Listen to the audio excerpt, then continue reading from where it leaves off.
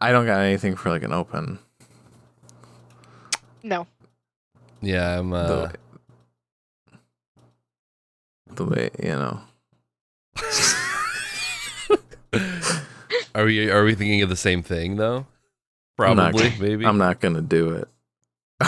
I'm not gonna incriminate myself, officer, whoever's listening to this. I have no opinions at all about anything that may or may not have happened in the news this week. I have no thoughts and opinions about anything. I don't even live in America, so I really don't care.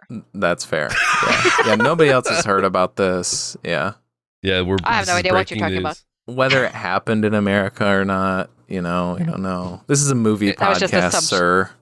We of course are talking about the boy in the balloon. It turns out that there was no boy in the balloon, and it was possibly a fraudulent thing done by the family to get on TV. I know that because I watched Trainwreck Balloon Boy on Netflix. I was just gonna go down. Yeah, I was just gonna go down the various Trainwreck. I just watched the Rob Ford one. Yeah, I watched the Poop Cruise one. That's the only one I watched. The Poop Cruise one? I fucking hate the Poop Cruise one was so bad. I'm like, why didn't you just poop in the bag they gave you? What's the problem? I know. I hate all of those people in that one so much. I hate them. The Rob Ford one was really fun because I forgot about that dude for a second. Yeah. He was like the Canadian. He was like the mayor of Toronto, but he was like this dude that was just like constantly like doing crack cocaine and drugs and just like fighting people. Like, he was sort of like Trump before Trump in the sense that like he just like scandals just sort of, he just like didn't give a shit and just kept pushing forward and like no matter what anyone said. But he also had like these incredible sound bites of like, yes, I totally forgot about the one, and this is a little blue. This is a little NC-17, I think. But he was like, they're like asking him after like all these video surfaced of him doing crack cocaine. Some journalist was like, and he's like, he basically wanted to clarify. He's like, and then this other like female journalist accused me of saying that I wanted to eat her pussy, and he's like, just for the record, I don't. Like, I have a loving wife. And then he says, I have enough to eat at home, and then walks away. And all of the broadcasters with their cameras are like, he says that and what leaves. A great line. That's perfect. I was like, it's so awesome. It was so funny.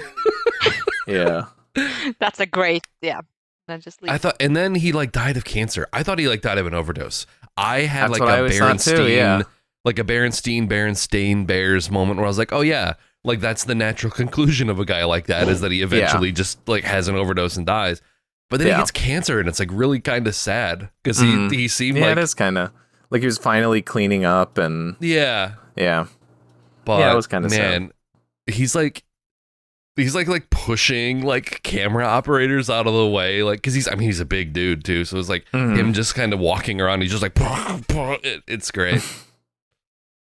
That one's probably the best one of the. I think I've watched 4 of them.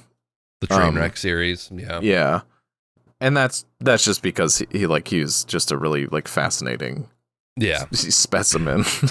The other one is just like better than the Poop Cruise.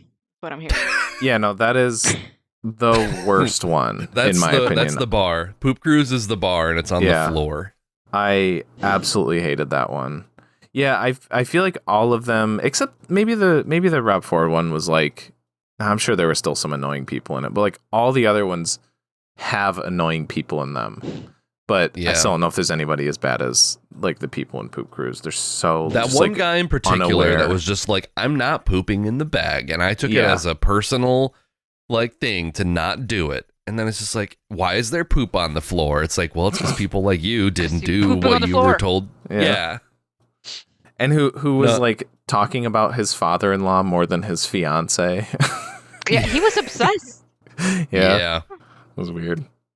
That was weird. No, the Balloon Boy one was interesting too, because it's like, I think they're always interesting in like the really interesting parts of them are always like sort of on the periphery, and they just barely will touch on those things. Mm-hmm. And it's like the whole Balloon Boy thing. It's like, I want to know more about this family and like their weird attempts to like get on TV, because like that was the Right. sort of accusation, was that like it was all a publicity stunt to get their names in the paper. And like, I guess they do talk about that, but it's like, I don't know, I like the stuff outside of that, like their dynamic and all that was always more interesting. And I wish they touched on, because it's like, yeah, he's a crazy person. He's like an insane person. It's like interesting how different people are, because I feel like my worst fear is my family being on the news because of some weird shit happening to us. But like some people strive for that. Yeah, like they went on Like- Wife Swap. Oh, they did, really? There's always oh, like that Yes. same family. Oh. Were they? Oh, Yeah, no. the Balloon Boy family, they went on Wife Swap, and I think the dad really like hams up all of his reactions, because awesome. like they show clips from his episode of Wife Swap, and he's just like walking around in the kitchen like yelling and just like being super duper animated, and it's like, you were born to be on TV. I mean, and not yeah, in a there's- good way. You know, there's people who do that. Like, whenever I am, I'm just thinking of this because Khalil is watching the UK one right now of like Love Is Blind. But that's one where like, you know, like most of those people like are there to, like, one out of Promote every 10 themselves. person is there to, you know, because they, you know, believe and they like, you know, they want to fall in love and everything. Everyone else is there because they just want to be like, promote Famous. their Instagrams and Yeah. stuff like that. And it's so blatantly obvious that people that are like that and are just like like the guy who talks about following his spleen all the time. What's Yeah. happening? yeah Instead of your heart, Nick, you follow your spleen. or like the people who just like, as soon as they see the other person, you're like, yeah, you know, they're not into that, they're just but then He's they like, like oh, funny fake you it. should ask. I'm also a rapper. Do you want to hear some of my songs? Yeah, there have been some of those.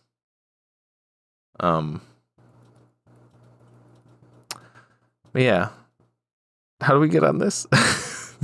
Because nothing happened. Trash reality TV. Because nothing happened. There's nothing interesting happening right now. 'Cause nothing happened. Oh yeah, I was gonna Nothing good say, news Oh, yeah. to talk about. yeah, like speaking of people Nothing who to will like celebrate. do anything Sorry. to get famous, you know, a lot of people are a lot of people desperate for fame. Welcome back, ladies and gentlemen, to another episode of ThereWillBeDuds. This is episode 192. And I'm your co-host TJ. And with me as always. As always, I do think it's 193. Fuck! So it's this is 193. And as always, I am Nick. It is 193. And returning to our horror month, we have our two horror respondents. Hello, I'm Ida. I'm Peyton. And this week we watched a movie. This one was Ida's recommendation for the horror month. And that movie this week is Scream from 1996, directed by Wes Craven. It is, if you don't know, it's a slasher movie. It's pretty popular. It's pretty famous. It's a meta slasher movie. There's a killer, a masked killer, people call Ghostface, calls people on the phones, talks to them about some film shit, and then kills them. And everybody in the town knows movies. They know horror movies. Everybody's very savvy. And they're talking about stuff that happens in the movie that you're seeing. And, you know, there's no necessarily fourth wall breaking, but it's about as close to that as you can get. They're tapping the drywall. It's one of the most, I would say it's one of the most famous horror movies like ever at this point. So, you know, if you don't know, I don't know, that's on you, I guess. Yeah, as I do with these, I asked the person, why'd you pick Scream? Well, I just feel like, as you mentioned, it's one of the most famous horror movies, and I think it's one that, if you're into horror at all, chances are you've seen it probably a few times. I think it's a really fun movie. I thought it's one that a lot of people can enjoy listening to us talk about because it is that popular. I think it has some funny characters, some iconic characters, and lots of fun deaths. Just lots of memorable moments, really, that I'm excited to discuss. And plus, the mask is inspired by a famous Oh, yeah. Norwegian painting, The Scream. So I'm repping Oh, my country. Yeah. All right. Yeah. Cultural. Yeah, thanks.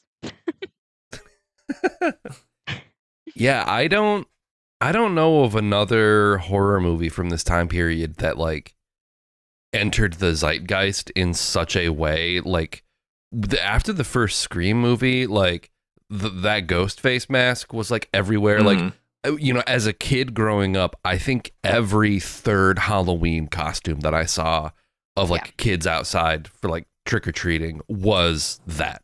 It became like so ubiquitous. And then you got like the scary movies that were like paired. Like I feel like that almost like even The help. like the what's up and the ghost face with the tongue sticking out. Like it was such a like cultural lightning rod at the time that like it's kind of crazy how enduring its legacy is. And like as a kid, this was a movie that my parents didn't really let me watch like horror movies as a kid. I think they were pretty like, it's like, no, you're not going to watch this. But my cousins all did. And so like my cousins, it's like if I ever went over to their house, like we'd be like, oh, we can watch something else because my parents aren't there. And but it's like, what's interesting, like watching Scream as a kid versus watching Scream like as an adult is like there is so much of that like almost fourth wall breaking meta contextual stuff in it that it's just like as a child, I'm sure that went way over your head. Like when every other line of dialogue is like, oh my God, this is just like prom night. And then they're like, no, this is more like Carrie. Like that kind of stuff. They're just constantly injecting, or like the one scene where they're like, I think Tatum says, yeah, it was like in that Wes Carpenter flick. Like, 'cause she's like, conjoining the two names of like the famous directors. Yeah, there's so much stuff going on that as a kid, you're just like, yeah. But give me the kills, give me the slashes, give me the spooks,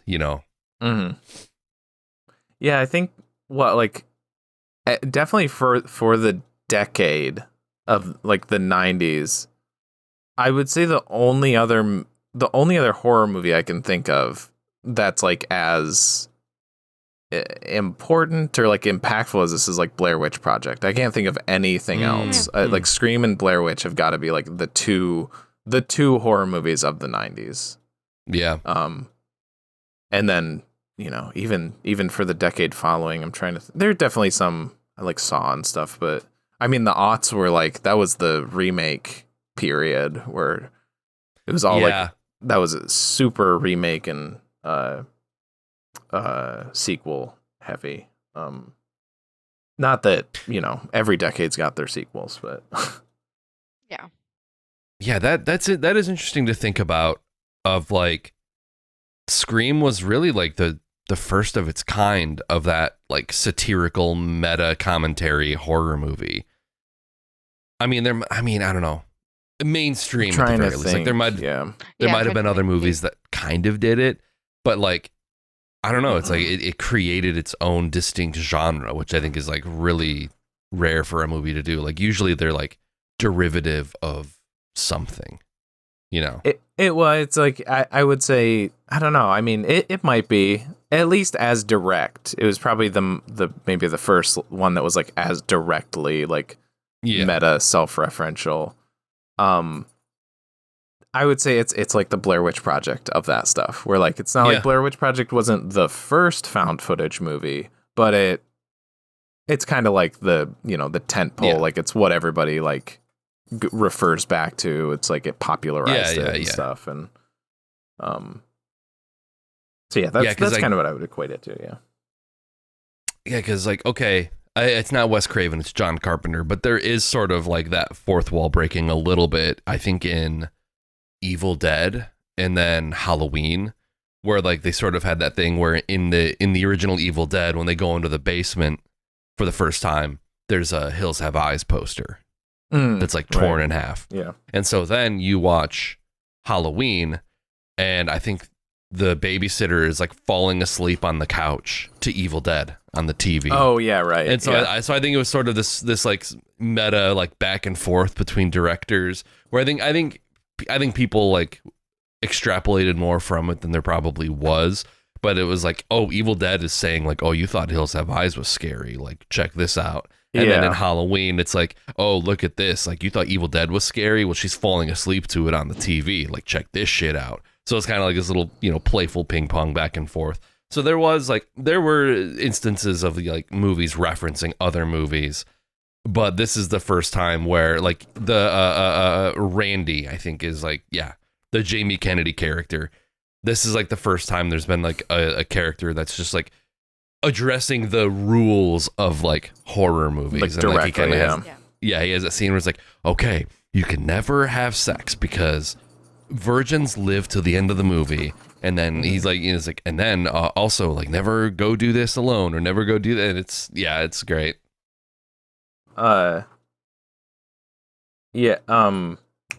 it? Oh yeah, meta movies. Literally, the movie that Wes Craven made right before this. He did this already with Wes Craven's New Nightmare, like his final Freddy Krueger movie. Although it's not technically Freddy Krueger. But that's literally, I don't know if you guys have seen that one, but it's about the main character in that is Heather Langenkamp.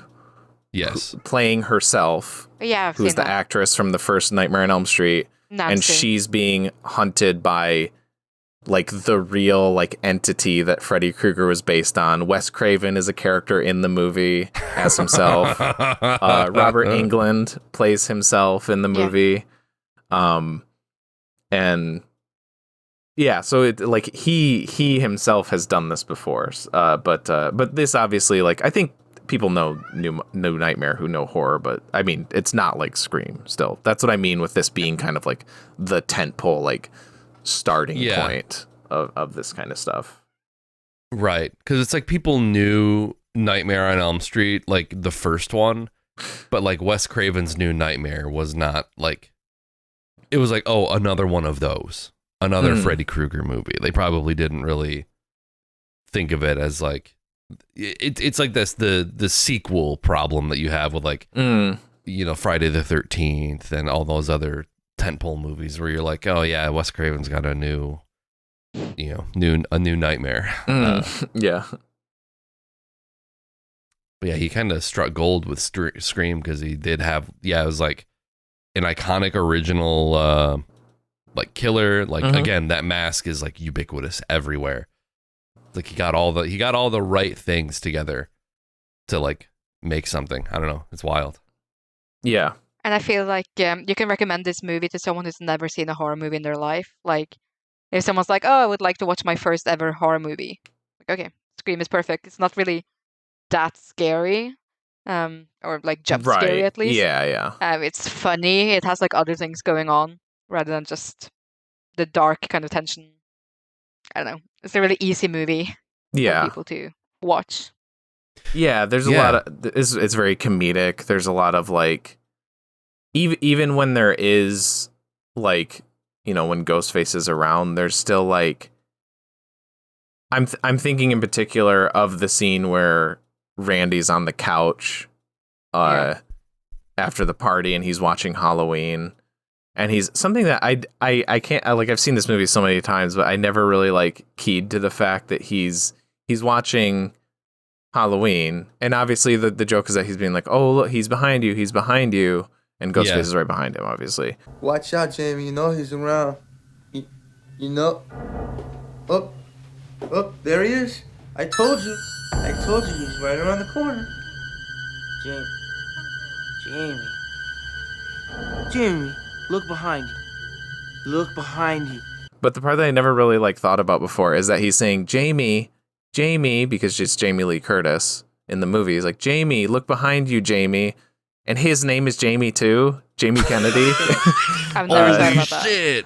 That was like an additional like layer that I'd never really thought of before. That's good. That's in.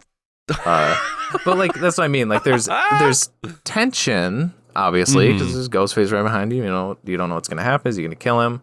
But it's also like funny because of, you know, the meta-ness of it. So it's like even when it is scary, like like I'm just going off like what you're saying is like it's a good introductory horror movie is like it's like there is like a pressure release because of like elements like that where it's like, okay, you're not taking it super seriously because of how, you know, how self-referential it is. And I'm not saying like you're not necessarily like worried about characters dying. Like characters are going to die, obviously, because that's after like Tatum died, who was one of the main characters. But it's just, you know, it's not a super grim, dour, serious thing. There's lightheartedness even to the killings and stuff. I think it's great how well, you know, it holds up, even though it's got all these references that, you know, are dated, like obviously VHS tapes and whatnot. But even with that, like, you can still watch it today and be like, you know, this still feels relevant. Like the rules of horror are still this, and like it doesn't feel like, oh, I'm watching this old 20-year-old movie and there are newer ones that are better. Like it still holds up and does what it was meant to do. Yeah. Yeah. A lot of the formulas are still the same when it comes to at least like the cheesy horror movies. Right. And I feel like horror and like horror fans are so like it's such a dedicated like subgenre community where it's like even I feel like even now that like no I know because like I taught like there's a couple kids, one in particular that I work with at the theater who's like a horror fan, and it's like he knows all of the movies that they're talking about because that's like what horror fans are like. It's not like, I don't know, I'm trying to think of some contemporary where like if there was some other movie from the 90s, some like popular 90s movie that references Terms of Endearment or like Ordinary People, like other dramas from like the decade prior, people watching that now, like kids watching that now, what the fuck are those movies? I've never heard of those. But like horror fans, it doesn't matter like how old you are. It's like, oh yeah, I know Prom Night. Like even if you haven't seen it, it's like I know Prom Night, I know Halloween, I know The Exorcist. I know all these really old movies that they're talking about. So it's like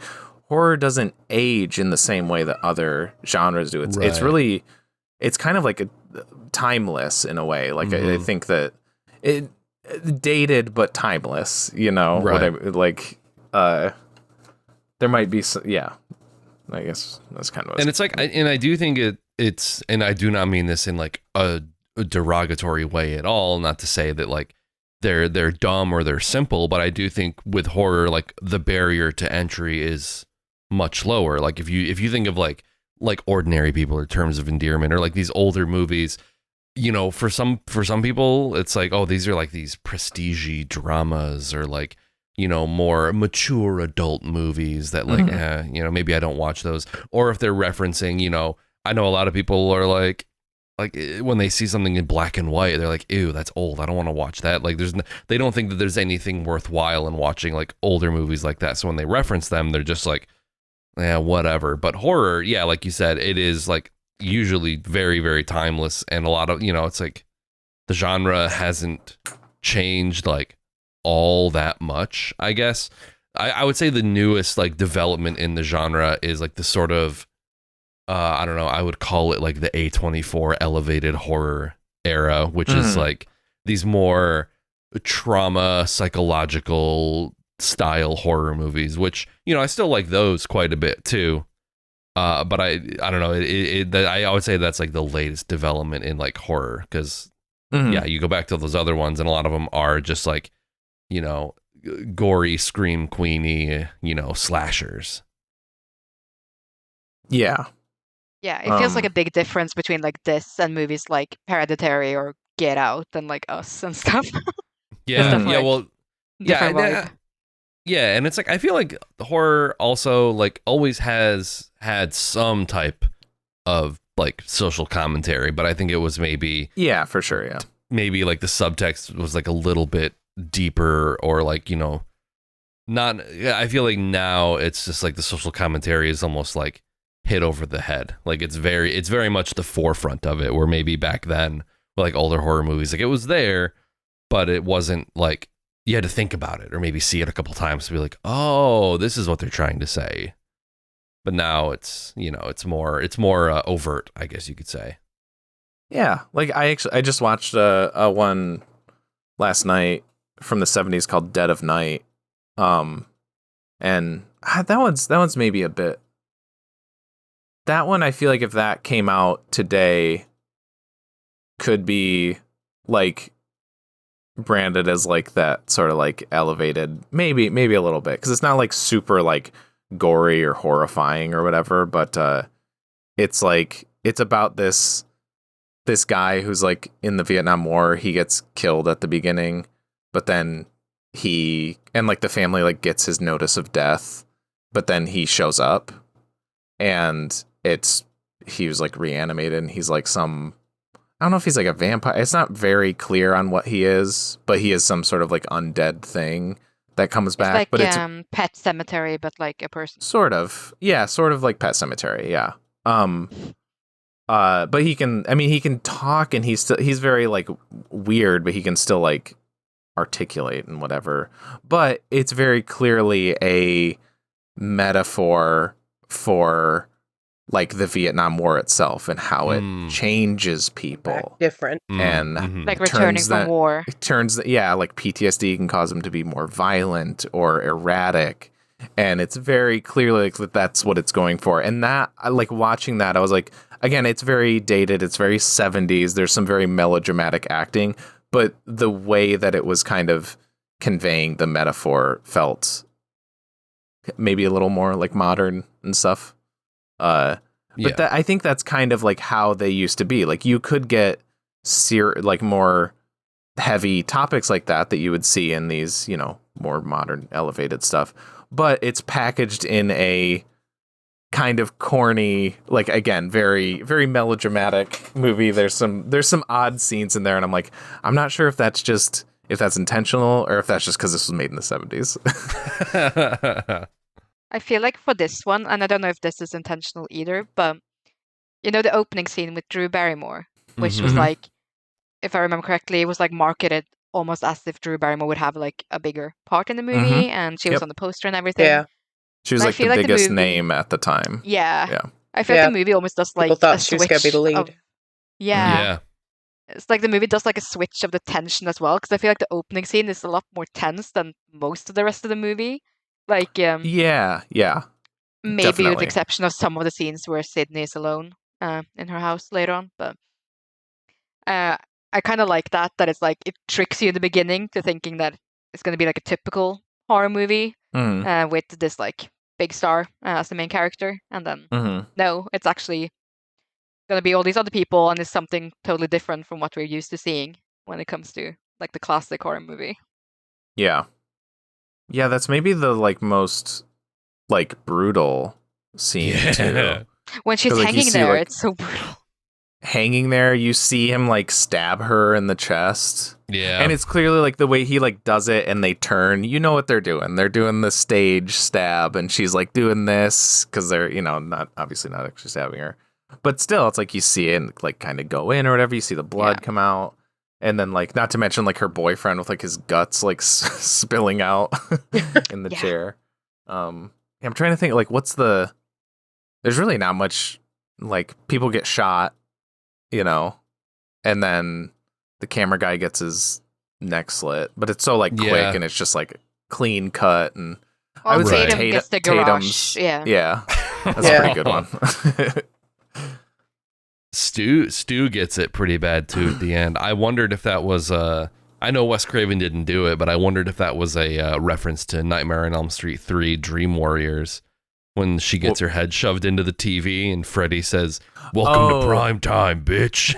Yeah. And she drops the TV on Stu, and he kind of does the you know. Yeah. There was like some guy that I saw on Instagram that was like talking about Scream, and apparently there exists a director's cut of this, but it hasn't been released on any format beyond Laserdisc. And I think the original director's cut on Laserdisc was like much gorier, and I think I don't think it like really added any like scenes or like fundamentally changed the movie. But I do think like the opening sequence, as gory as it is now, was maybe meant to be a little bit gorier. and they had to like cut a lot of that stuff out to not get like an NC-17 rating back in the day. Dang. But yeah, no, that scene, it's like Wes Craven.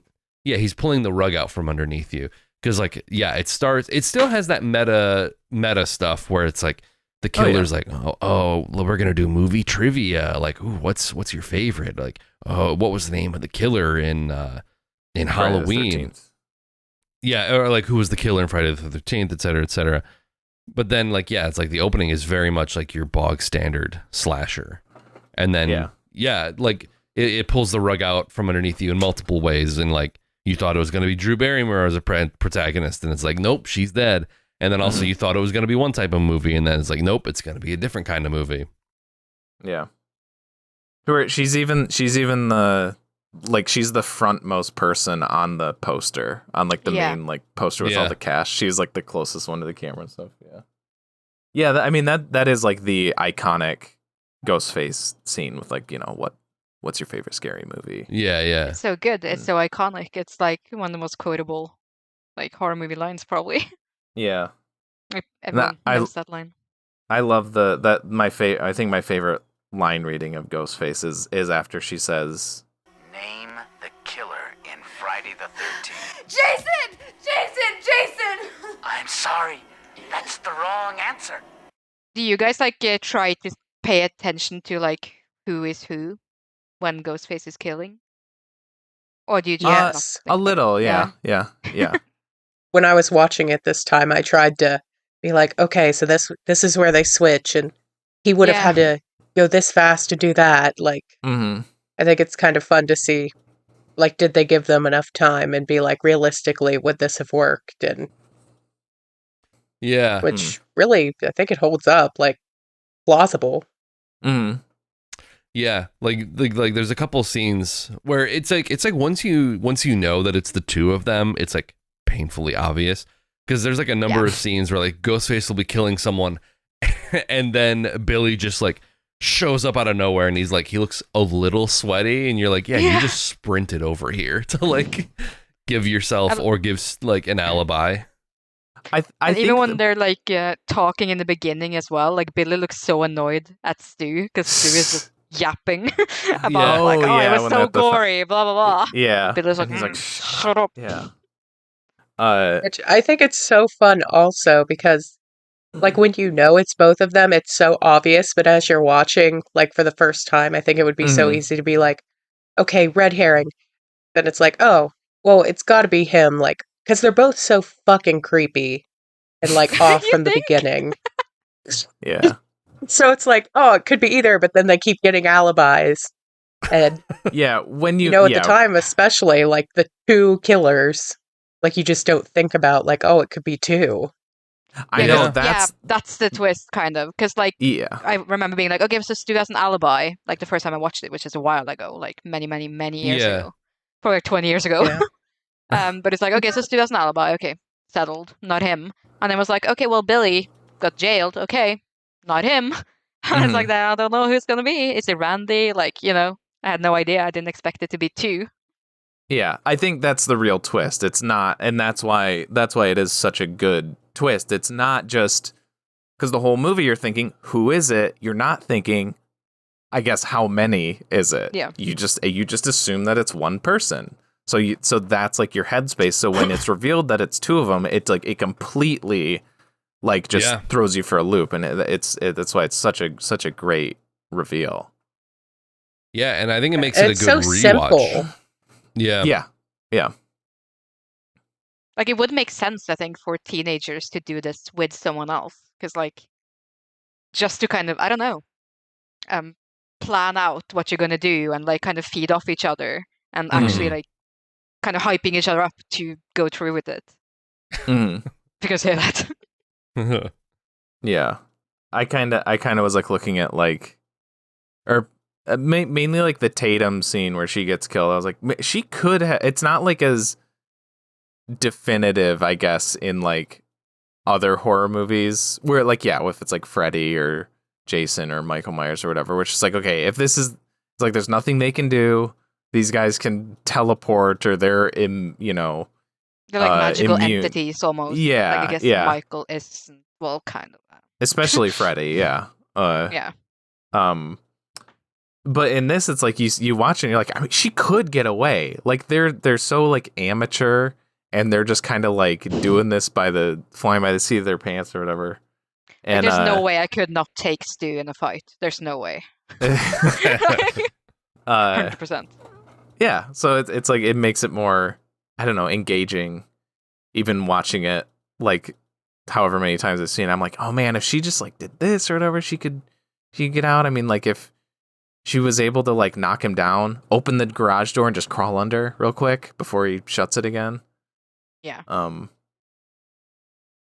And yeah, I like that the garage door is so powerful that it'll just lift an entire body up with it and just not stop when like it reaches the top. Or One of my notes. One of my notes was like science of garage door ? Question mark. Could this work? Yeah.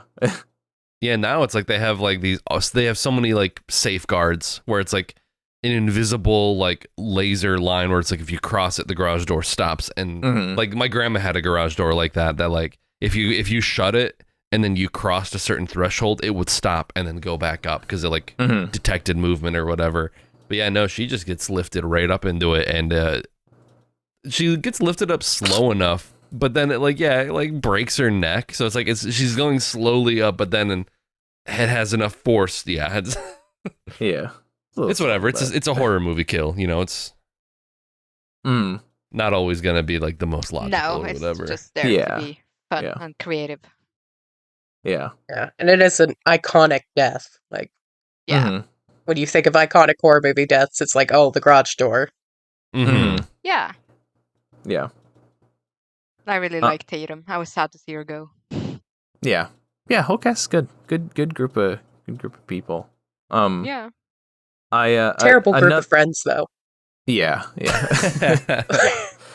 Like I also wrote down, like, why are these people hanging out together? Why are they dating each other?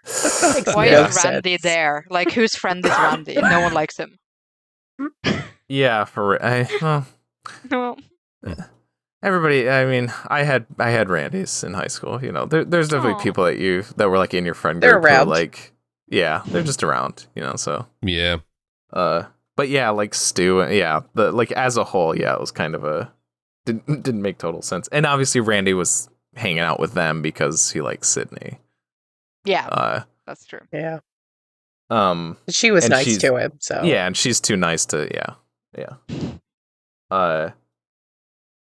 Another thing that I noticed that could have been nothing, but I hope it was intentional. As like just I think one of those things that you don't notice until you've seen the movie a dozen times or whatever. Maybe I'm just imperceptive. But the part where Billy's back in school after he's in jail, like Sydney runs into him. She was just talking with Stu and Tatum at the lockers, and then she walks to like the stairs, and then she bumps into him. And he's like, oh, you don't still think it's me, right? She's like, no, of course not. And he's like, yeah, you got a phone call when I was in the jail, so it couldn't have been me. And when he says that, it doesn't cut away from him. It stays on Skeet Ulrich's face. But when he says that, he does a very quick glance over her shoulder towards where Stu would be standing. So I don't know if that was just, maybe it was just a quick, like, the act, like he didn't even mean to do that really, but it totally plays like he's like, I didn't call you, glance, right, Stu? Yeah, because you did. And it's super subtle, but yeah, I that was something that I picked up this time that I thought was cool. But didn't Billy call her? Because his phone call, he says this to his dad, and it wasn't because the sheriff called his dad. No, I still always thought it was. I still thought it was Stu. I don't know. So I always assumed that meant because he lied about it being to his dad. So I figured that's because he made a phone call to Sydney. But why wouldn't it be? Yeah, maybe he called Stu. Yeah, maybe that's what he did. Stu to tell Stu to call Sydney. Because I feel like he wouldn't like that way. It won't be on his phone record. and he would need to have the voice changer on him too. Yeah.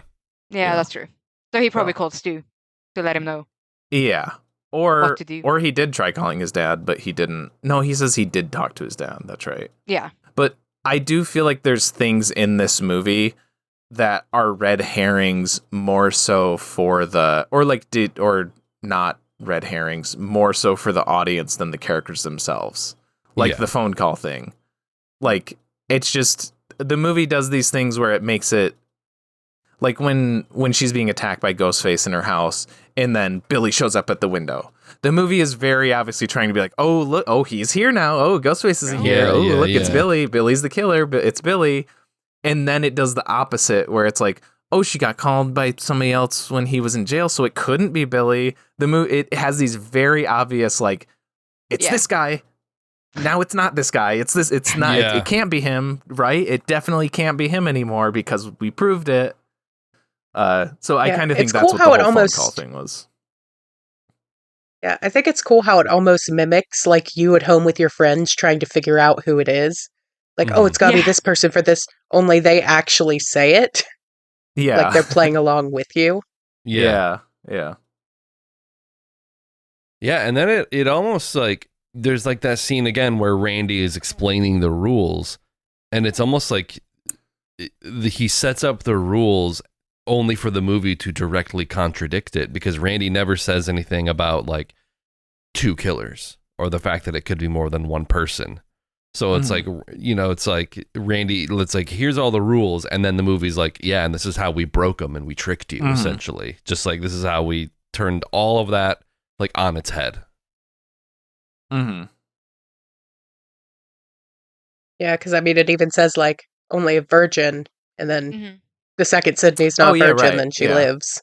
Yeah. Yeah, that's what I was going to Also say. that, yeah. Yeah. Also, another rule they break, if you want to get on that, at the beginning, she says, how about, would you settle for a PG-13 relationship? And then she flashes him like, that's not PG-13. Can't show boobies in the PG-13. I love when Billy like shows up that time at her window and he's like, I was watching The Exorcist, got me thinking about you. I'm like, what? What a line. Wow, And she what- does not yeah. blink. She's just like, oh, okay, cute. Yeah, The again, relationship is so just- weird. Like in the hallway as well, when he's like, yeah, your mom died a year ago. It's time to get over it. You don't want to have sex with me. Oh my God. What a red Yeah. flag. You're Yeah, still it's funny. talking about that? Come on. Yeah, my mom left too. Like, yeah, Yeah. I still want to have sex. It's Which funny is a how, great like, way to like put that though. Yeah. out of what? How to like put that information there, like that his mom left and those things are tied, but like you don't really think about Yeah. it in that moment as Yeah. being like the motivation. Yeah. Well, okay.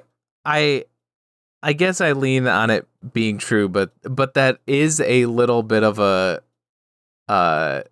something that has always kind of bugged me about that ending where he's like she's like, why, you know, why are you doing this? And he's like, what? He's like, oh, what's my motive? He's like, isn't it scarier if I don't have a motive? Like, isn't that more terrifying if I'm just doing it to do it? And then he's like, or do you want to hear that, like, I killed your mom because she was having an affair and, like, made my parents split up? I like to think that he's making that up. Because I like the idea that he is doing it with no motive. Because that is Yeah. scary. Like, he's right. He's correct. It's better if there's no motive. It's scarier if he's just doing it because he's a psychopath. And I don't like that it immediately pulls it back and it's like, well, here's the part where we are going to be more like by the books, by the rules, and be like, Yeah. oh, he's doing it because of some family trauma because the parents were cheating on each other. It's like, no. So I like the idea that he's lying to her there. He just made that up. Yeah. And the way that he kind of plays it, it does kind of feel a little hammy. Like the character Billy is being a little like, or do you want me to say that your mom was sleeping with, like, he kind of, and maybe that's just how Skeet Ulrich acts, but it kind Room of for feels doubt. like he's being a little extra there. And I'm like, is he doing that because he's lying Yeah. here? It's like, He's definitely extra. Yeah. It's like, what is it? I mean, this obviously came out later, but it's like The Dark Knight when Heath Ledger as the Joker is like, he tells his like whole origin story. He tells like the why so serious story like 3 different times with 3 different scenarios. And it's like, my dad was beating me, or my mom was a drunk, or blah, blah, blah, blah, this happened. And it's like, you never, he tells each story with the same like level of conviction. And that's exactly what I'm thinking of. Yeah. Yeah. And that's so much better. It's so great that you don't know why he's the way that he is. He's just the Joker, baby. I mean, either way, though, you get to keep Stu, who doesn't have a motivation. Yeah. That's true. Peer pressure. Stu is in it for the love of the game. He's a follower. Yeah. I'm trying to remember if Billy's mom in the second one, spoiler alert, confirms the affair or not. Oh, that's a good point. Yeah, I guess think that would maybe have she to be does.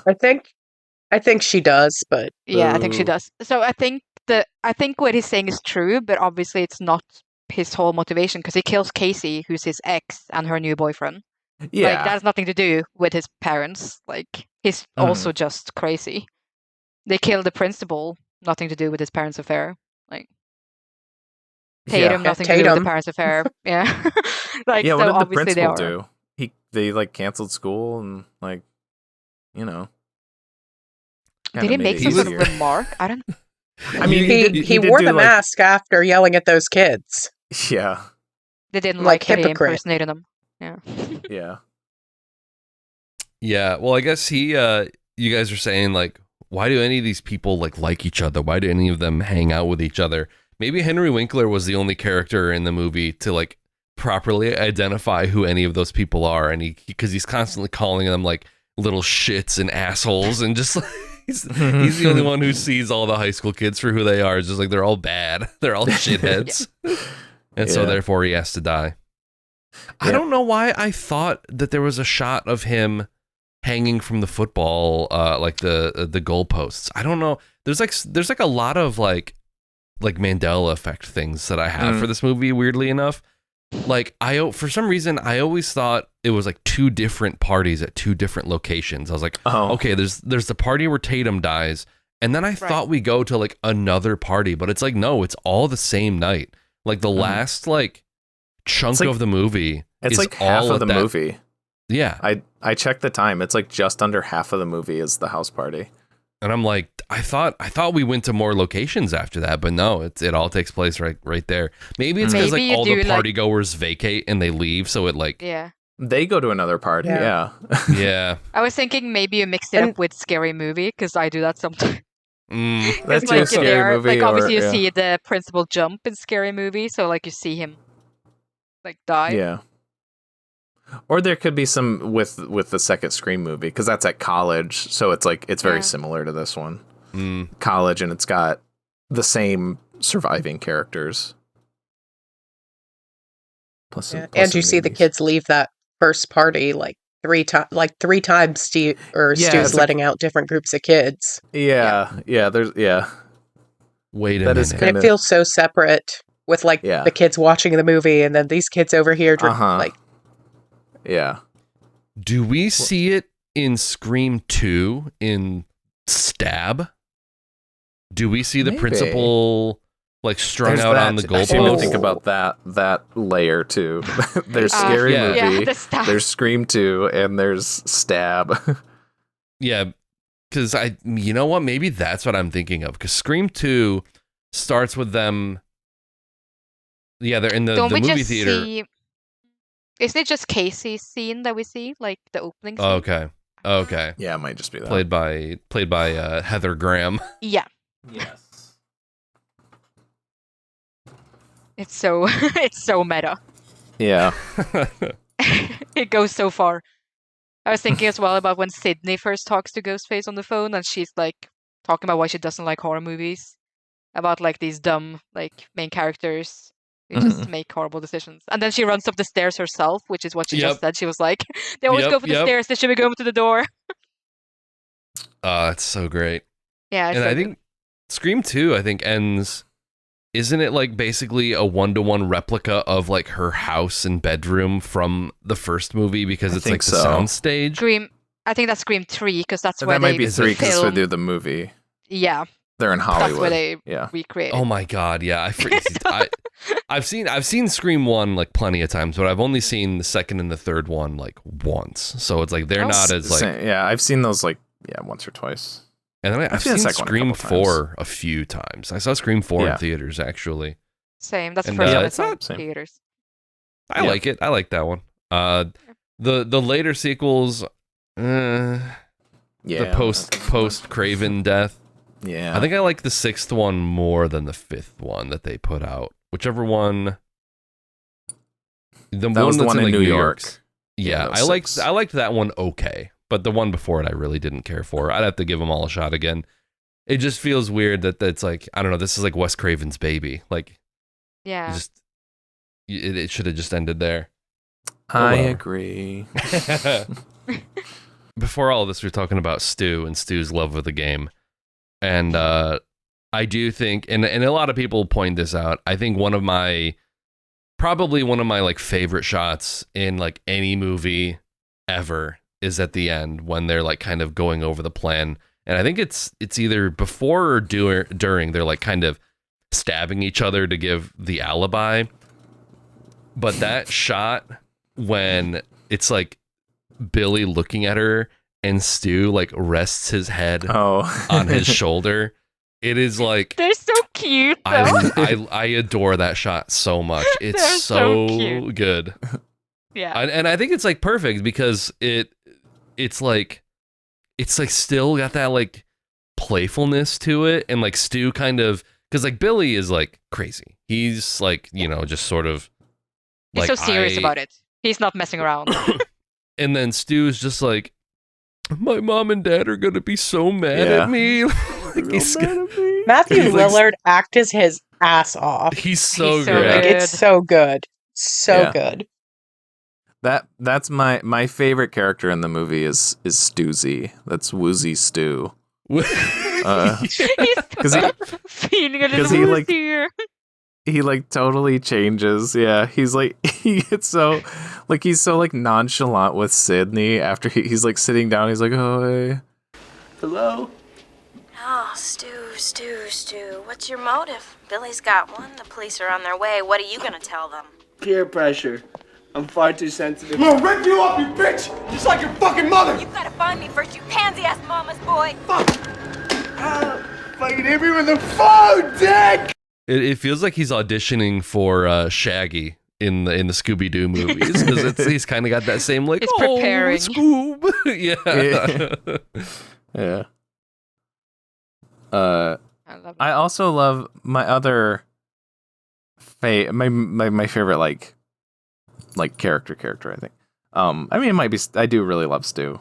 But I think Dewey is such a like he's like the perfect representative character of this franchise. Like, I think David Arquette like strikes such a perfect balance of like all the tones of this movie, like the campiness, the seriousness, the comedy, the like I feel like he's just the right pitch for everything. And he's goofy and kind of like, you know, he's unserious. So hard, but like when I'm picturing him talking to the sheriff eating his pink ice cream, like talking about like the serious case. The sheriff is like, he's smoking a cigarette and then he's doing like the same thing, like licking his ice cream cone. That was like one of the scenes I was thinking of, but they're like talking about the case. And then when he comes running out of his room after Sidney gets the phone call, and he's just like scrambling out of his room with his gun ready. Yeah. But then you got scenes where he can kind of like bring it, like he's a little more like, you know, you can take him a little bit more seriously at the end, or like when he's like one of maybe the first scene he has with Courtney Arquette, and that's weird that I used Cox, Courtney Cox Arquette formerly, I guess, Courtney Cox. And he's like so smooth, like he's when so she's smooth like, when he's like, oh, I was 24 for a whole year. yes, When he's I talking love about that. It's so good. If you'll excuse me. I'm sorry, am I keeping you? If I may say so, Miss Weathers, you are much prettier in person. So you do watch the show? I'm 25. I was 24 for a whole year. Yeah. He's probably my favorite, just overall character. I really like their dynamic as well, because obviously Gail Weathers is like seems like a horrible person from the get-go, but she has like a big character redemption throughout the series, at least. But even just in this one.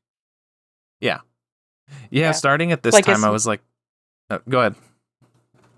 No, I was just gonna say, like, as bad as her motives are, like, she really is, like, trying to point out, like, hey, this guy didn't do it, and he's gonna fry for her. Like, that shouldn't. So it's like she's not a bad guy, even though she is.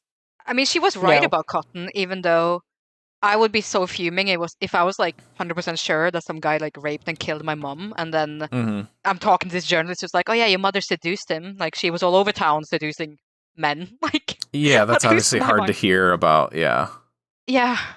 But I mean, she was right that Cotton was innocent. So Yeah. Well, was Gail saying the stuff that she was like sleeping around with like everybody in town? I feel like that was more the kids. I think she said that she had like everyone an affair. Just Cotton. Okay, yeah, think. that's But she didn't word it like me, but yeah.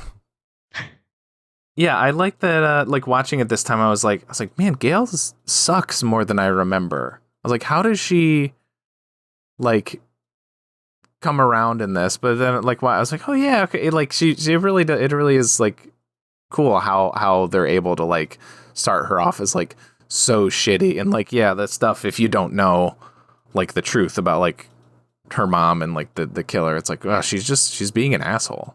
But then you realize, like you said, that she's just like, and that's probably how it is. I mean, like people who like family of like victims of murder, they really do like set their toes in on like usually who gets arrested. It's just I think it gives them solace, or it gives them some bit of comfort to like have a person to like put a face to, get like closure, that it's like I don't even know if they care if it's the right person. They just need to rather have someone. Yeah. I like last week I watched like an HBO mini true crime series about the yogurt shop murders that happened in Austin, Texas, I think in like the 90s. The ICBY, right? Yes. Yeah. Yeah. Kelly was telling me about those. And that it is that to a T, where it's like you watch like the footage of like the police like interrogating these like 16-year-old like mall goth kids, and it's just like they interrogate them for like 16 hours, tell them they're free to go, but then block the door, and then basically like sit there and just hammer on these kids. Like it's like, come on, you remember what you were doing there, right? And then, but then it's like, it cuts to like now times, and you see the parents of like the 4 girls that got killed at that yogurt shop. And it's like, I feel sympathy for them because they lost a child.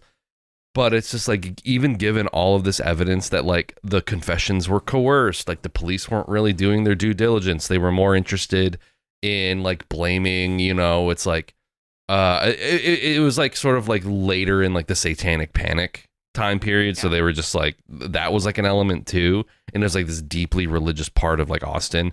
But it's like the parents were so dead set on like, no matter what no matter what evidence they saw, no matter what like coercive video they saw, they were like, I know them and they did it, and I want to like shake the parents, and it's like, no, the police are the problem. They're bad at their jobs. They care more about like getting indictments than actually solving this. But they were like, yeah, no, they're just like, like that dynamic between Gail and Sydney, where Gail's like, you thought you saw this. It's like, memory is faulty. You see things that you want to see, and you convince yourself that you saw things in a certain way. And she's like, well, it's not necessarily the truth. But it's like, you're so dead set on it, because if you're wrong, like the implications of being wrong are like even worse, Yeah, totally. Basically. Yeah.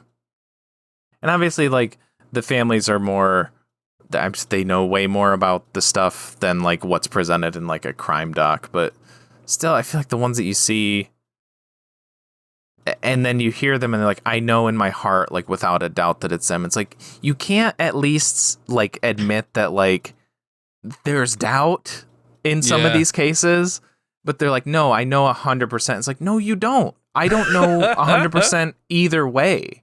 Like whether, like most of the times, maybe all the time that like I'll watch like a crime doc, I come away foggy every time. It's like, there's convincing evidence for both angles. It's murky, it's shitty, it's not a good situation. Yet they're like, no, I know for a fact. And it's like, no, you don't. You didn't All see I had it. to do was look him in the eyes, and I knew. Yeah, and it's like, what are you I felt it in my about? heart. Yeah. It's I've just remembered the cameraman Kenny as well now, since we talked about Gail. Yeah. I feel bad for him too. Yeah. I feel bad for him being like mistreated by Gail. It's so His whole funny. career. He's just and then- there to be abused. But I love in the It's- second scream when the cameraman just dips after Randy. Yeah, that's right. Yeah. Doesn't he say like, he's like, I don't have time for this shit, and he like leaves or whatever? Yeah. It's so He's funny never seen that again. that cameraman is like what was considered like comically fat also back in the day. Yeah. He's like, he just looks like a guy. He's a normal But he's just like, dude. oh, he's eating chips all the time. Oh, look at this guy. Like, she calls him like lard ass a bunch, and he's just like, he's like a tall guy with a little bit of a belly, but it's just like back then, it's like, that's just like, oh, look at this comically obese guy. And it's just like, it's just a Epitome guy. of fat. Yeah. But that's kind of like the same as Courtney Cox in Friends as well, when they pull out the fat Monica suit. I was like, Oh yeah. really? Nice. Like, yeah, Oh. bigger than Courtney Cox, but Yeah. not really like a monster, you know. Yeah, yeah. Oh my God. Thank Sorry. you. See, but that's like, dude, okay. I don't know. This is, Looking up this Fat is Monica. like, you know, Yeah. nowadays people would be like, God damn, she's thick. Like, that's just like, Yeah. that's like, but like back then it's just like, oh my God, like point and laugh. That's Right. Yeah. insane. That's crazy. Uh, never 90s really and early watched Friends. 2000s were terrible. Yeah. It's yeah. some classic actually, like, movies, some better now. classic shows, but also some of their body politics were not awesome. Not great. Yeah, we're a little better with that. I think like general like we have a little bit more generally a little bit more healthy outlook on that, I guess. Yeah. Don't have to be like anorexic to be attractive or whatever. Not Right. that Courtney Cox normally is like that skinny, but No. she's pretty skinny. Oh yeah, I love the setup for like how he will die. Like it, I don't know, it's so smooth, and every time I watch the movie I like make note of that. I'd be like, man, like thinking of like, oh, if this was the first time I'd watch this, that would be cool. Like a cool thing to realize, like, because they set up the camera in the house, and then he's watching it, and Courtney Cox is on the camera, and then she opens the door, and he's like, oh, he's like scared, and he's like, oh, there's a 30-second delay, and like that's priming you for he sees Ghostface You know in the that's gonna house be a behind problem. Randy, and then he's like, he goes to open the door to go help him, and then he's there because there's a delay, so he Right. made it out to the truck, and I think that's such a like cool, the way that they like forecast that is really, I've always really liked that. Another thing I like watching movies that I've watched so many times, because like I said, like there's a couple of things I've noticed or I've mentioned already, is just I love noticing, just like focusing on new things, because that like you don't really focus on as much. And I love the sound effects. I love the sound design of this movie too. There's so many heightened like like every time there's like a knife, it's like the shing shing. Like there's so many of those. Or like there's even a one that I noticed this time is, I don't remember what she says to him, but they're in the hallway and Tatum has a sucker, and then Stu says something and she says something to him and she taps him, and it is like you hear like, Yeah. I don't know if that's coming through No, I heard it. anything, but Yeah. Yeah. you hear the sound of the sucker like tapping on his head. And And or Billy at the end, he like cracks his neck, and it's so like like blown out or whatever. And God, there was one other one, not necessarily like a sound effect, but kind of, but just like a sound synchronicity is I don't remember where they're going. It's almost when they're to the house party, but they're still in town, and it's where the song Red Right Hand is playing, the Nick Cave song. You know what I'm talking about? I think so. It's like really like kind of low bassy. And they're like, they get out of the car, and there's a part in the song where it goes, with his red right hand, and then there's a big chung, like a big strike in the music, and the exact moment that happens, Dewey slams his door closed, and it's great. I was like, that was so good. I can't believe I've never noticed that before, because I love like audio visual like synchronicity stuff like that. And that was the first time I ever really took note of that. So not exactly like a sound effect thing specifically, but just like the timing of that was great. Yeah. And then I guess if I'm filling time because I got my last couple notes. I'll just say are both with the ending. One a nitpick, and the other one's another thing that I like. The nitpick is it always bothers me that like sure you can do the whole like villain explaining the plan to the hero, whatever. That's that's not that part. But you should have killed like explain it to her. Kill her and then stab each other. I know. Like they stab each other and then they're like weakened and she's like still fully fine. She can run around. Yeah. And Stu especially is like half alive. It's like you should have, or at least like stab her so you're on like an even like playing field or something. Oh, this is another. Well, I mean, they also should have already shot Gale. Yeah. Yeah. Like the guns pointed at her that it's like Sydney's gone. It's like, oh, okay, I won't take the 2 seconds it takes to pull the trigger. Yeah. Another boost too that I have for you, TJ, in my notes was that like, because they also don't just finish stabbing each other. Like Stu gets stabbed, then he stabs Billy, and then Billy like wants to stab him again, and he's like, "Give me the knife," and Stu's like, "No." Yeah. Oh, bless. I do like that turns to again just their like unprofessionalism where they're like we have this all planned out. We're so we're geniuses, or at least Billy's a genius.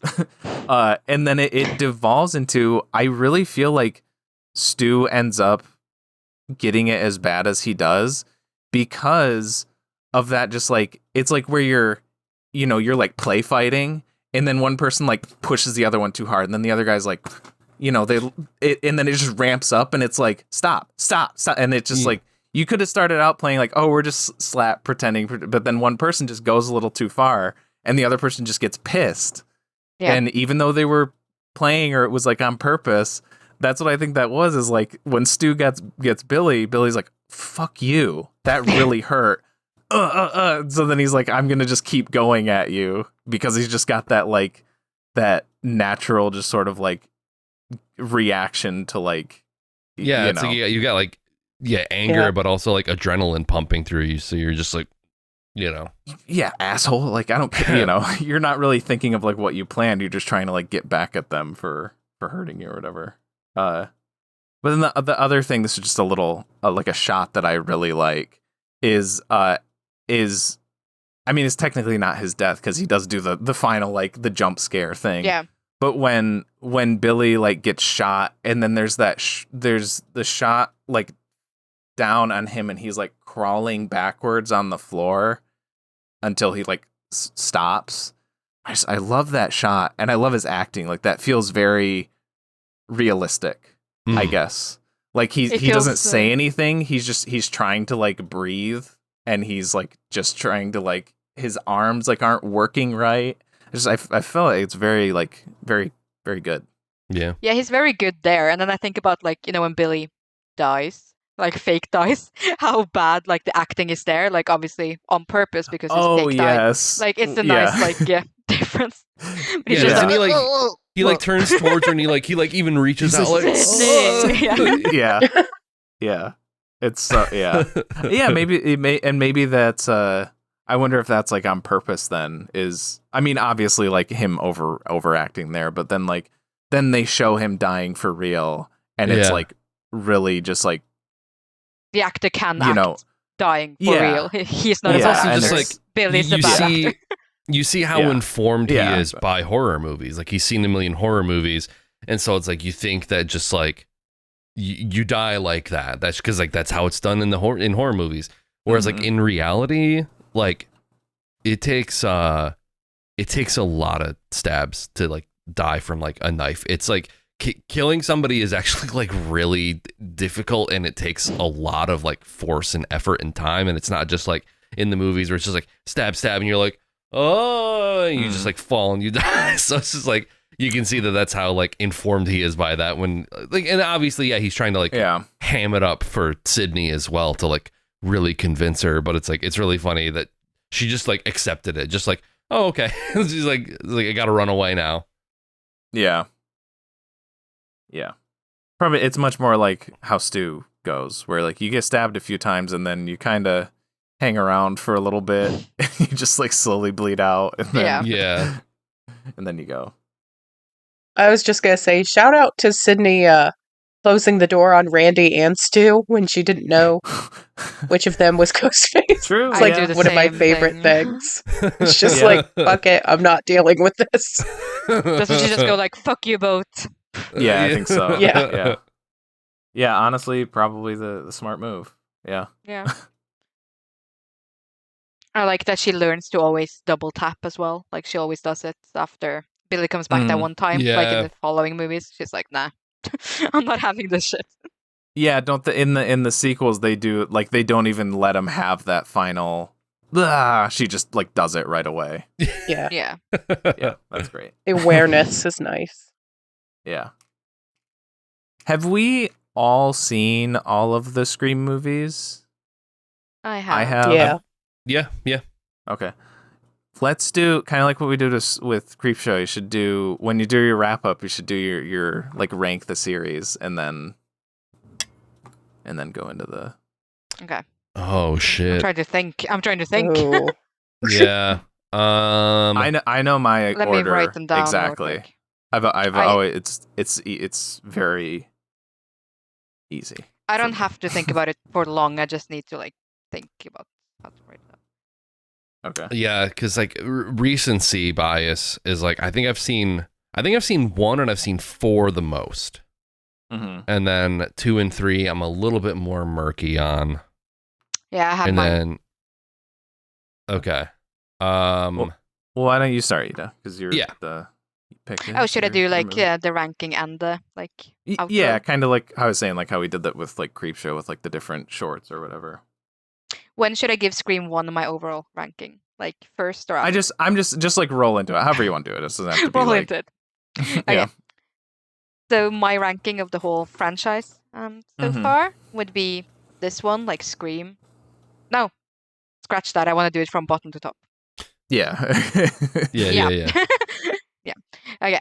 So my ranking of the whole franchise so far would be, I think the third one at the bottom. I hate it with the whole like acting in Hollywood. Mm.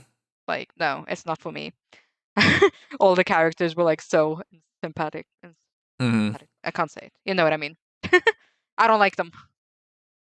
And then following that, so in like fifth place is number 5, the second to last one. Yeah, I just didn't really care for I didn't care for the killers in it.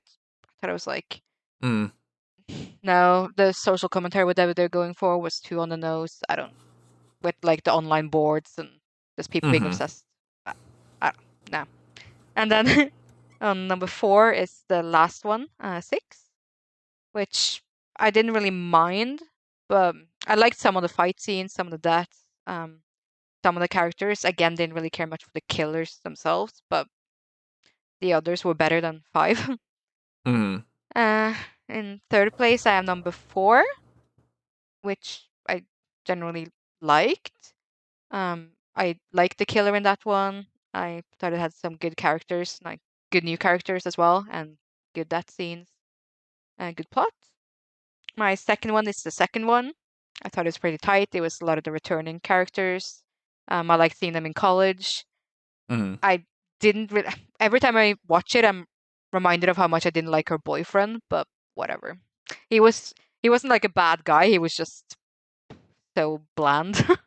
Mhm. And then first place is this one. Yeah, the first one. Like Mhm. iconic. It's fun. Uh, it has some good kills. It has lots of good characters.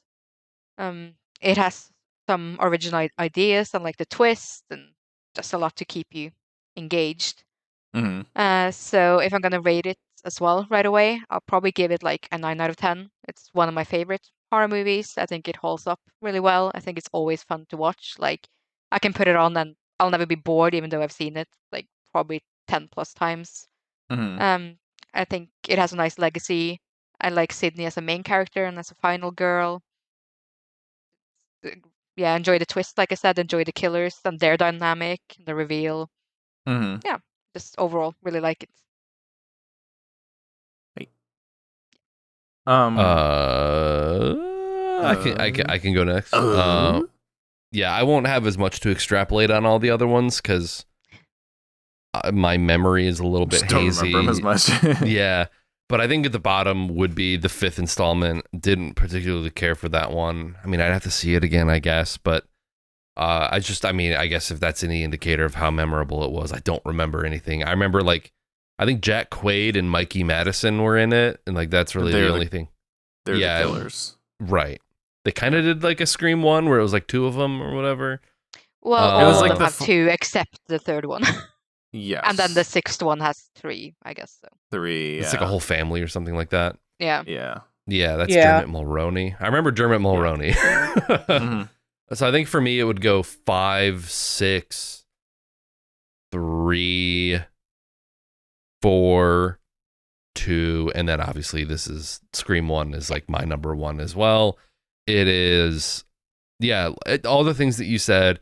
It functions on so many different levels where it's like it's so good as a satire, it's so good as a comedy, it's good as a horror movie, as a slasher movie.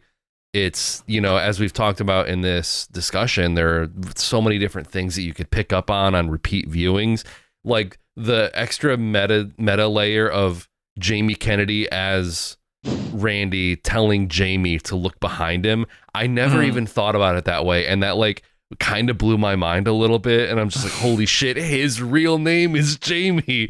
I feel like there's so many things about it that you can just like look at and pick apart and find and rewatch, and I think it is like perfect for this like Halloween season. I think I'm gonna go with a 10. I love this movie. I really, really like it. It's iconic, and especially for Matthew Lillard. He's the GOAT for this movie. I think everything he does is so great. And I was reading on the IMDb trivia, and apparently he ad-libbed the "My mom and dad are going to be so mad at me" line, and Wes Craven thought it was so funny that he's like, no, we got to keep that in there. That's great. It is so funny. on brand. That's so awesome. All right, mine's very similar to yours. I almost have the exact same lineup as you, Nick. 5 at the bottom. I feel like it's like that's the Force Awakens of this, where like sure they're all meta and self-referential and they call back, but like that felt the most like it was just trying to do the first one just again. And is that the one where they kill Dewey? Yes. Yeah? Yes, I think so. Yeah. Yeah. I can't remember who died in 5th or 6th. Yeah. I think it's the 5th one. Yeah. I didn't like that. Yeah, it is. And it just, it just felt like, I mean, both 5 and 6, which 6 is my next one, they just feel,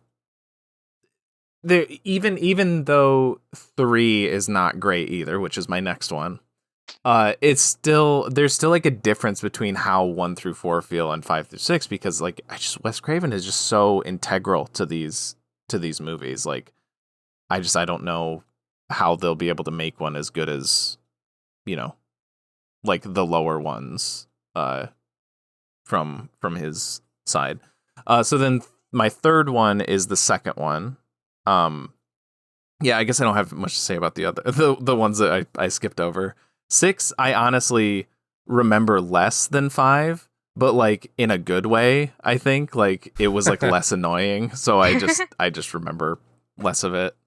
And I guess I like that they it was in, it was a different location. They were at least trying something a little different, whereas 5 was just felt like too similar for my liking. 3, yeah, I also don't like the whole Hollywood aspect. It just I don't know. 2 is good. I like seeing like the first sequel, and like you can only have one first sequel, and it's fun to see how that one like tackles that in the Scream fashion.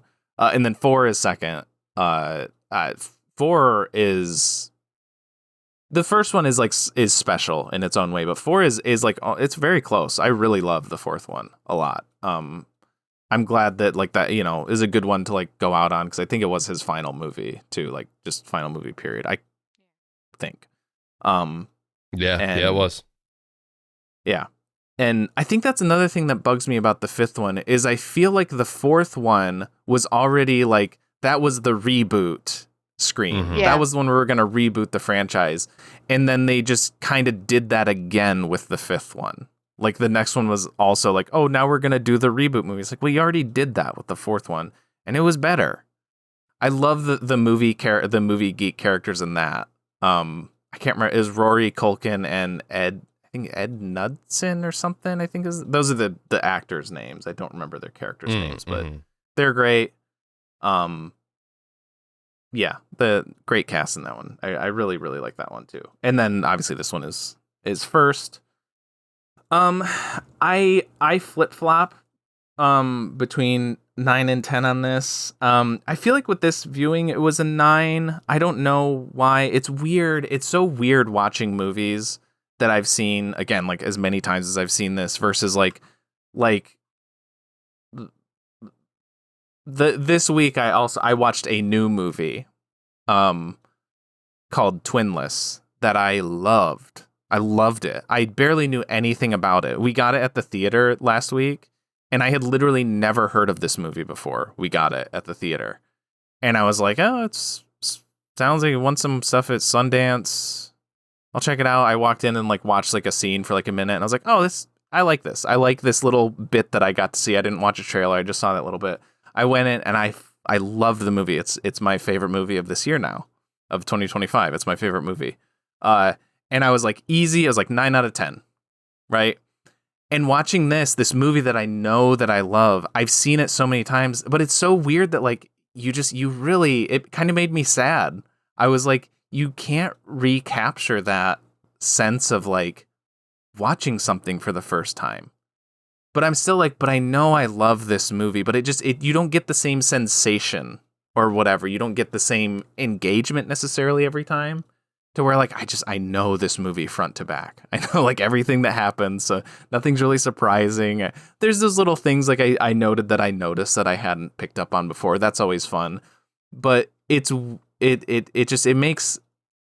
another layer. This is a topic or something that we bring up every so often on the show about like the vagueness and esotericism of rating subjective art.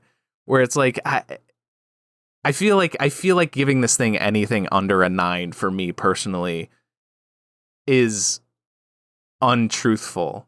But it's like, I didn't have the same experience watching Scream for the 50th time as I did watching Twinless for the first time. And, yeah, but I feel like that's an unfair comparison because you're not gonna have like when you watch something fresh, it's always gonna be hit you different. And that's what I mean. Like this didn't like hit me like that movie did, but like I know it has, and I know it's one of my favorites. So yeah, I don't know. I think I watched this after I saw Twinless, and I like had that thought as I was like watching it or finishing it up, and So maybe that's unfair that I just watched. It wasn't a horror movie. It's like the other movie's completely different. It's just that experience of just like I said, just watching something new that I loved so much, just so instantly. Like I know that I love this movie. So yeah. Anyways, and that's me. See, this is what I mean. Like I love. This is what I like. I love this movie so much. I have to justify giving it a 9. I'm like, I'm sorry. I'm just not feeling it right now. I don't know. It's weird. I love it. Still one of my favorite horror movies, for sure. All right, that's the end of my spiel. All right. I ranked, my lowest was 3. I just didn't care about the ghost face in that one, which for me is a big one. 5, same problems you guys all listed. Kind of a bumpy reboot for something that already been rebooted. Then I went 4. No. Then I went 6. Then 2, 1. Okay. I mean, no one's ever not gonna end with 1. Yeah. Yeah. Unless you're some annoying Like, kind of contrarian that's like, actually, No, the second, yeah. yeah. I put 6 above 4. The 3 killers instead of 1. Or am I mixing? 6 has No. 3 5. killers. Yeah, Yeah. 6. Yeah, that 4 one has 2. That one got me. Like, yeah, I really should have predicted. Like, but like it took me way out of left field, and I'm like, I thought that was a cool thing to do. Yeah. That's how I Like felt that's when how the it third edged out one. 4 for me. Yeah, but I felt the same one with the third movie as well, which had 1 killer, because both the first and second had 2. And so we were like, okay, so then suddenly Yeah. having 1 was a twist. Mm-hmm. But it obviously didn't save the movie for me. Didn't Yeah, like I that didn't think. one. Yeah, it just didn't work. But the 6th one, I'm like, I had to give it some points for that. Mm-hmm. What was your overall rating for Scream 1 then? My overall rating for Scream 1, I would go like 9.5. I think.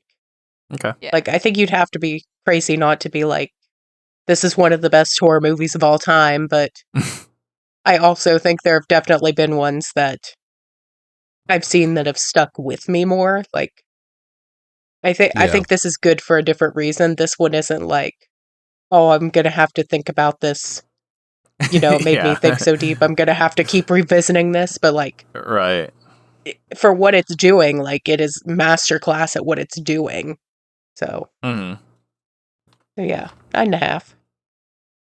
From Nice. one of the masters of horror. All right. One of his that I really want to revisit is Red Eye. I saw that in theaters like with my Yeah. dad when it came Sounds out. fun. Yeah. There's like one scene in particular that I remember involving. Is it the one? Yeah. Whoa, Yeah. careful there. I did want to say though, Scream 7, which they're making another one. It's due out this February. It is written and directed, or no, it's at least directed by Kevin Williamson, who is the guy that like wrote Yes. Scream. Yeah, the writer. And he also, one of my first watches this year was I Know What You Did Last Summer.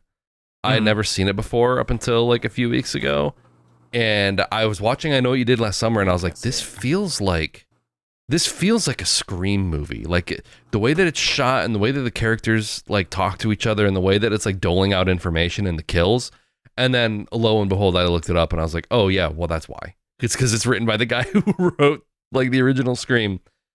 Yeah. And are you darkening yourself to be? Yeah, so you can see he also wrote Dawson's Creek, which I have a poster of right there. Oh my god. Wait, the show? Oh my. Yeah, the guy who wrote Scream also wrote Dawson's Creek. And I got a picture of I Dawson would not Leary have right guessed there. that. That's me neither. awesome. So You wouldn't, but if you watch Dawson's Creek, oh boy, do they love like Dawson They love like wants movies. to go to film school. He's like a big film guy. So there's a lot of like that in there, yeah. that's awesome. So I mean, I guess, you know, obviously anything post Wes Craven is not gonna be like as good. But I do have a little bit of hope for like the 7th installment that, you know, Kevin Williamson, maybe I'll he'll still fucking watch them. Yeah, same. It's same. one of That's those. it's like I feel compelled Yeah. to. Like I'm bought in at this point where it's like I have to. Yeah. Tight. Good Yeah. pick. This was a great one too. Yeah. This is gonna reorganize like the top 20 on the letterbox list. I Oh, for feel sure. like. Yeah. This is gonna be maybe top 10. I don't know. It's gonna be pretty high. We're rightfully so. Yeah. Yeah.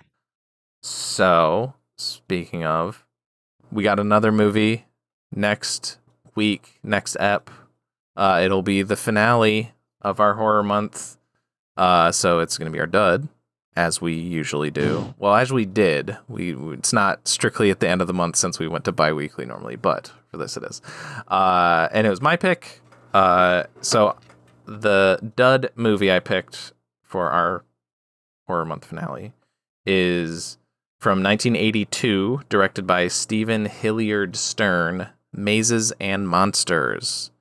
So watch that before the next episode if you don't want to be spoiled for it. These episodes come out on Wednesdays at 7 p.m. EST on YouTube in video form, as well as Spotify, Apple Podcasts, and more in audio form. We also have social pages on Facebook, Instagram, Twitter, and TikTok. And with all that said, I'm 25. I was 24 for a whole year. And with me I'm TJ, and with me as always. As always, I'll be right back. Hello. And I'm Nick. And joining us today, our guests. Hi, I'm Ida. And we all go a little mad sometimes. Ida, what's that behind you? What's that behind you? Oh my Yeah, god. it's dark and scary. And I'm Peyton. And my mom and dad are going to be so mad at me.